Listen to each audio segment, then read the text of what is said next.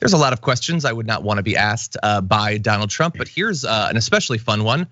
What do you think of firing squads? That's apparently what he's been casually asking his friends and associates, aides. Firing squads and executions are back on his mind. And he's got some bold plans to give a little bit of a glow up to executions. Wait until you find out what he's been thinking of. Specifically, he's talked about once he becomes president again, bringing back death by firing squad, by hanging, and possibly even by guillotine, which has a nice sort of European flair to it. He's also discussed group executions, which are fun and efficient. Trump has floated these ideas while discussing planned campaign rhetoric and policy desires, as well as his disdain for President Biden's approach to crime. Biden very notably has not rounded up groups of people and chopped their heads off in public. So it is fair to criticize him for that. Apparently, even better though than these big group executions, hangings, and all that. In at least one instance late last year, and by the way, 3 to 4, I think, sources were used by Rolling Stone on this. Trump has privately mused about the possibility of creating a flashy government-backed video ad campaign that would accompany a federal revival of these execution methods. In Trump's vision, these videos would include footage from the executions, if not the exact moment of death. It's just a lead up to it. It's a nice little artistic close up on the eyes of a person whose life is about to be snuffed out by the power of the state. So that's fun, Trey. What do you think?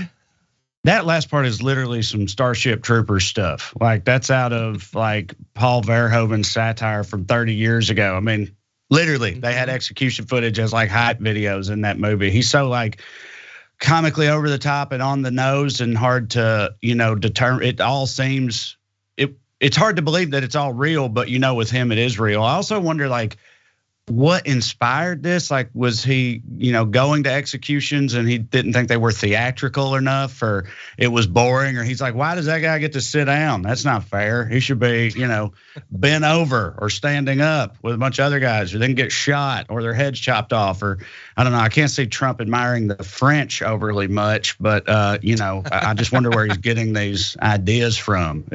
He's something else, man. I don't know, man. There was a shot in an episode of Last of Us of a bunch of people about to be hung. It is entirely possible that's what spurred this. He was watching some TV show. He was watching Back to the Future 3, and he's like, you know what? That's dramatic. Let's bring that back. Anyway, he has a method to his madness, or maybe just more madness to his madness. According to a source, the former president believes that this would help put the fear of God into violent criminals. He wanted to do some of these things when he was in office, but for whatever reasons didn't have the chance.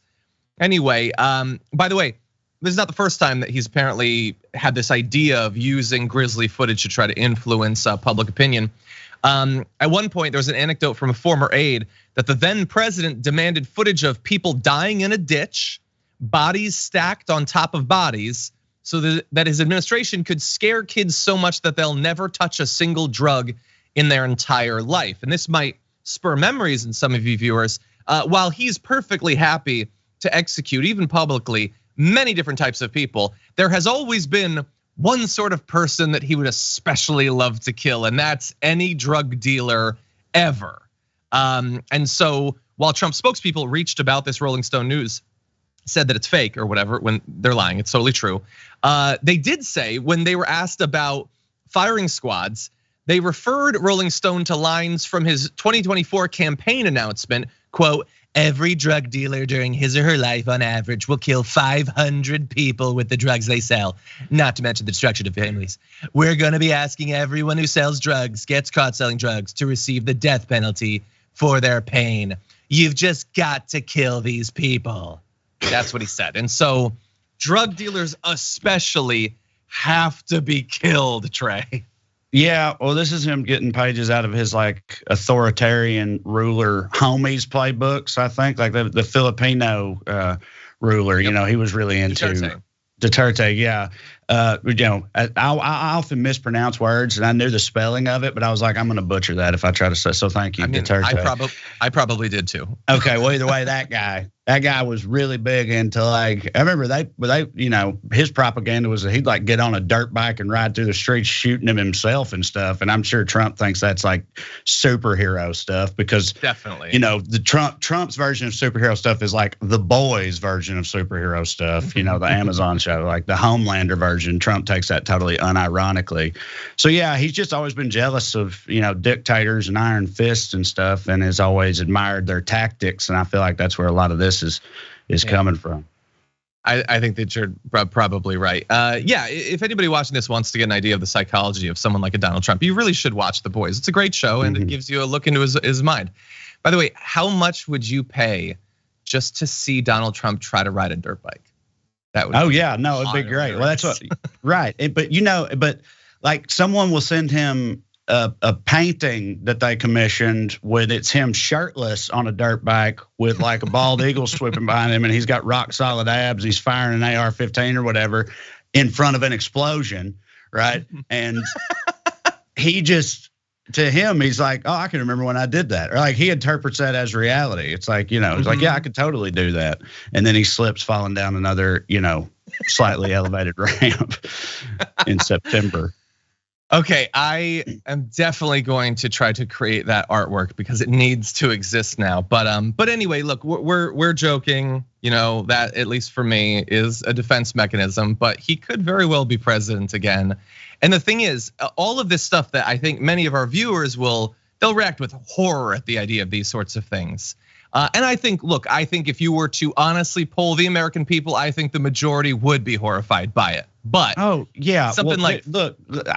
let me cut in and say, I'm horrified by the notion of any of this actually happening. If we started televising mass beheadings of drug dealers, I'd be alarmed. Okay, don't get me wrong, and I would be upset by that very much so. It's just like you said, I'm a comedian. It's just sort of how I process things, and he's just so easy to make fun of too, until it gets real, and then you start losing sleep. So. Yeah. I wonder what percentage of the country would be like, hell yeah, sign me up.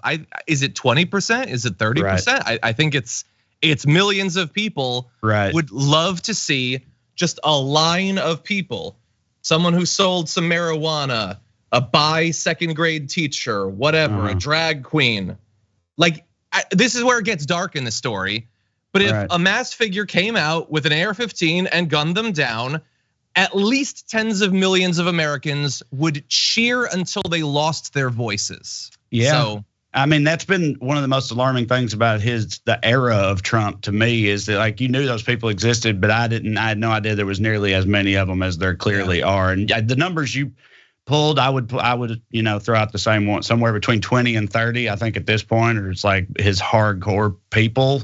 But like you said, that's a lot. That's a whole lot. That's an alarming amount of people who would, scream and cheer some of this stuff, and it's scary to think about. It's honestly horrifying. So look, everyone, get ready for a year of this sort of stuff, both because Donald Trump is going to be in the news, and this is honestly the sort of stuff he likes, but also he wants to reassure his base that he can be 10 times the dictator that Ron DeSantis could ever try to be. Like he is going to be coming out with this stuff specifically to reassure his base that he's their guy. So get ready for it to get wild.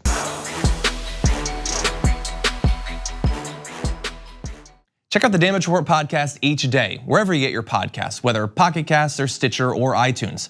You can join me as I give you the news and stories you want, with a range of co-hosts and interview guests jumping in on the fun each day.